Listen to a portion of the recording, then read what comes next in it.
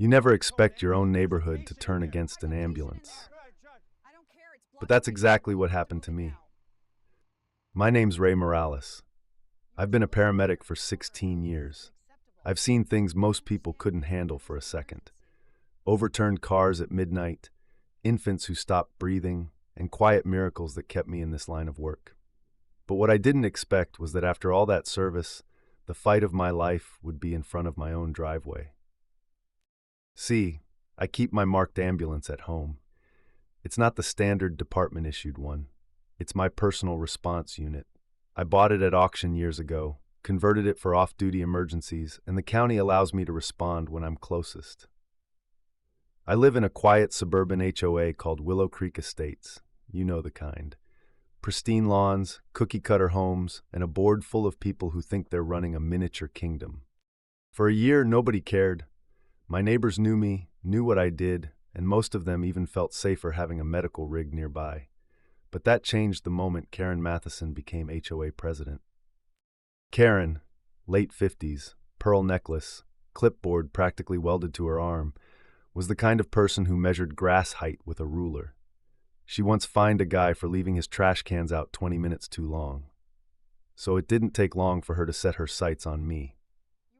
It started with a letter, folded neatly into an envelope marked Urgent HOA Compliance Violation.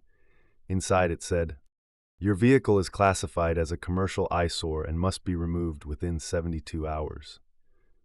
I remember laughing out loud. Eyesore? It was a life-saving vehicle. But Karen didn't find it funny. She followed up with photos, citations, and even a highlighted line from the HOA bylaws.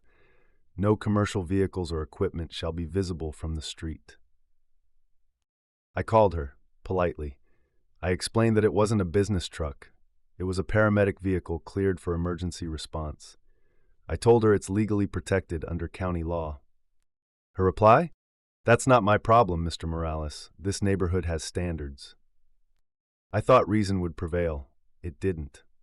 Because when Karen got a taste of control, she wanted the whole bottle. 3 days later, I woke up to find a bright orange sticker plastered on my windshield. Notice of impending tow. I stood there in my driveway, still in my scrubs from a 14-hour shift, staring at it in disbelief. My neighbor across the street, Tom, shook his head. "They can't do that, man. That's an emergency vehicle." "Oh, they think they can," I muttered. Within the hour, Karen showed up. She arrived in her silver SUV, clipboard in hand, flanked by 2 board members, Beverly and Doug, the self-appointed compliance patrol. She didn't even greet me. "Mr. Morales," she said, her voice syrupy but sharp, "I see you haven't complied. I'm afraid the tow has been scheduled for tomorrow morning." I blinked. "You're going to tow a marked ambulance." "It's not an ambulance when it's parked in my neighborhood," she said, crossing her arms. "It's a violation. You can keep it in storage or at your station. Not here." Tom, my neighbor, stepped up. "Karen, he saves lives. What happens if there's an emergency?" Karen didn't flinch. "We have 911 for that," she said coldly. That's when I realized this wasn't about rules. This was about control. I spent that night digging through county codes, legal statutes, and HOA provisions. I found the exact clause that protected emergency response vehicles used by licensed personnel. I even called the sheriff's department, and they confirmed it. The HOA had no legal authority to tow it. So I printed everything and left a copy in Karen's mailbox with a note that said, "For your records." The next morning, I woke up to the sound of a diesel engine idling outside. A tow truck, and behind it, Karen, standing in her bathrobe, holding a cup of coffee like she was watching the morning news. I ran out the door, heart pounding. "Hey, you touched that vehicle, and you're interfering with emergency services." The tow operator looked uncertain. "Ma'am said it's not authorized to be here," he mumbled. I flashed my paramedic ID. "County certified, unit registered. This vehicle is legally protected." Karen scoffed. "Protected? Not in this neighborhood. You paramedics think you're above the rules." Tom had already pulled out his phone, recording the entire thing. Other neighbors started gathering on their lawns. You could feel the tension. One of those moments where the air feels too still. I told the tow driver, You need to call your dispatch and tell them they're about to tow government-registered equipment. You'll be liable. He hesitated. Then Karen stepped forward and grabbed the door handle. Move this thing now, or I'll have it towed myself. That's when I said, loud enough for everyone to hear, Karen, this vehicle has saved 6 people on this street alone, including your neighbor's son when he overdosed last year. You think that's an eyesore? Her face twitched. Don't you dare bring my personal matters into this. The crowd murmured. A few neighbors started shouting at her to stop. But Karen, red-faced and trembling, turned to the tow driver again. Do it! Tow it! The tow driver reluctantly began hooking up the chains. That's when I made a call of my own, not to the HOA, not to the county, but directly to the real police. Dispatch, this is Paramedic Morales, Unit 32, I said into the phone. I have an HOA attempting to unlawfully tow an emergency vehicle, possible obstruction of emergency services.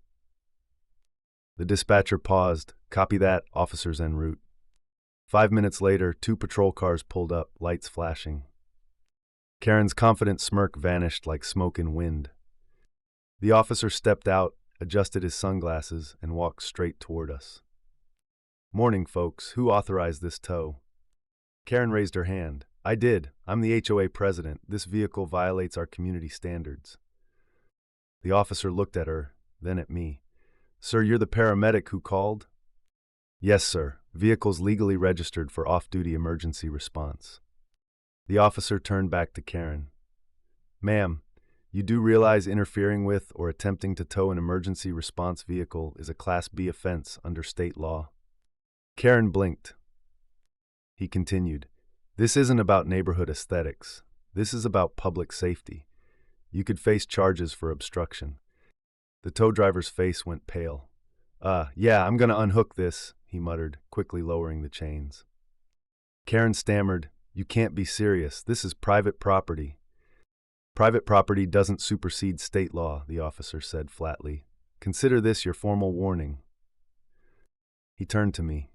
Mr. Morales, thank you for your service. If this happens again, call us directly. We'll handle it. Karen stood frozen, the clipboard trembling in her hands. Her board members looked like they wanted to disappear. The neighbors clapped, actual applause. I didn't say a word, I just looked at her, calm and steady. She avoided my eyes, got in her SUV, and sped off without another word. The HOA never mentioned my ambulance again. But the story spread through Willow Creek like wildfire. People started jokingly calling it the night of the great tow attempt. Someone even made a meme of Karen holding a tow strap labeled Community Safety. A week later, I got a handwritten note in my mailbox, not from Karen, but from an older neighbor named Mrs. Halpern. It said, Thank you for standing up to them. My husband's life was saved by a paramedic like you 20 years ago. Don't let them forget what that vehicle represents. That letter meant more to me than anything. Karen eventually resigned as HOA president after the county issued her a formal notice for misuse of authority. Her replacement, a soft-spoken teacher named Linda, came by personally to apologize and even asked if I could give a safety talk at the next community meeting. I agreed, and that night, standing in front of my neighbors, I told them something that stayed with me ever since. An ambulance in your neighborhood isn't an eyesore, it's hope on 4 wheels. You never appreciate it until the day you need it. When I finished, they all stood and clapped again. So yeah, the next time someone thinks they can tow away an ambulance for looking unsightly, just remember, the real law doesn't park behind a clipboard.